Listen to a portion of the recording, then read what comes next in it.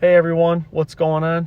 This is Alex over at Boost Controlled Performance, and today we are on the dyno for our ecutek Supra flashing tutorial video.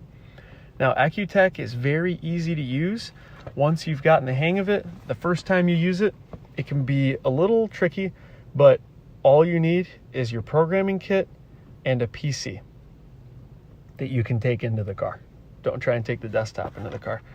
So what you're going to do is you're going to want to take your Bluetooth dongle and the USB cable, and you're going to want to plug them into your computer. The only reason I'm not using this one is because I already have a cable hooked up to this car. For computers that only have one USB port, I suggest using one of these USB data hubs. This one is by Anchor. You can get it on Amazon, but it's very helpful for situations like this where you need to have your dongle plugged in as well as the cable plugged into the car. So this little USB dongle right here is essentially a security key that will allow you to flash your car. Now, this is going to be programmed 95% of the time.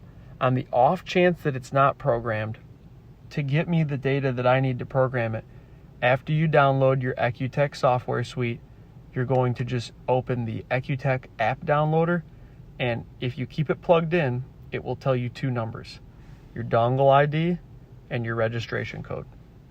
All you'll need to do is forward those to me if I ask for them, and then I can program your key to your car. Assuming that's all taken care of, let's go over to Pro ECU, which is the program that we're going to be using right there. And this is the program that we're actually going to use to flash the car. So what we're going to do is we're going to go up over here, we're going to go over to Tools, and then we're going to go to Detect Vehicle. But first, we have to turn the key on. Now, we don't want to start the car, so keep your foot off the brake and press this 3 times. 1, 2, 3. Now we're in a key on, engine off situation. I usually suggest shutting off the headlights just to save the battery. And now let's go ahead and detect the vehicle.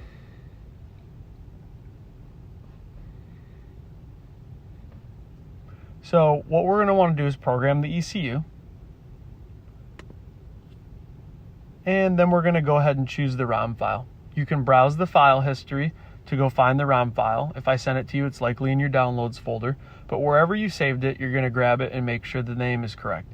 And this car is a stage 3 package, so we're uploading a BCP stage 3 tune. Then we're going to go ahead and press Program ECU. This step usually takes 2 to 3 minutes, and we'll pause the video, and then once it's done, we'll pick back up. It's normal for warning messages to pop up while the vehicle is flashing. That's normal. You also may hear the ding of the infotainment center. That's completely normal too. You can see your progress being updated over here. We're at 100% right now, so it's just finishing up the flash. Should take about another 15 seconds.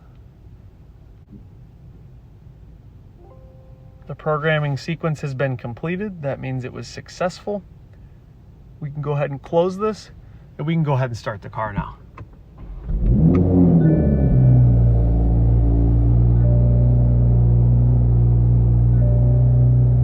Now, if you get a check engine light right after flashing it, it's because ideally you should turn the key off after flashing, let it sit for a second before you start it back up. And now the check engine light will be eliminated.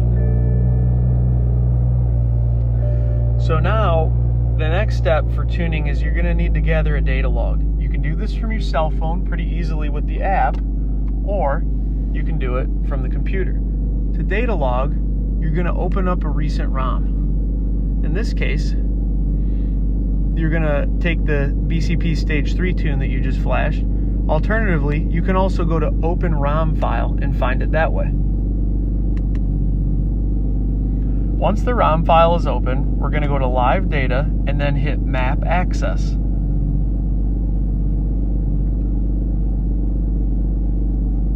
Once you see these values changing over here, you can see the values are updating.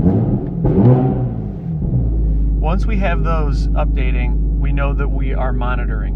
When you're ready to take your data log, you can simply click Log to File. I just clicked right there. If that is green, that means we're logging. It'll log for as long as you leave that on.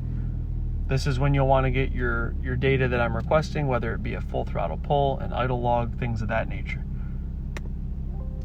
Once you are done, you can hit log to file again to stop the data log, and then you'll go over to your logging file to find the file, which is in your C drive, ecutek map access logs, and then you can email it back to me. This concludes how to use ecutek on your PC. If you have any questions, feel free to put them in the comments. We'd love to see questions to make this an easier process. I made this video just to really help out all of our e-tuning clients so that the tunes can go smoother. And yeah, if you have any other questions, happy to answer them. We will also be doing a tutorial on how to use the custom features in this car, so please keep an eye out for that video as well if it hasn't already been posted. Thanks for watching, and have a great day.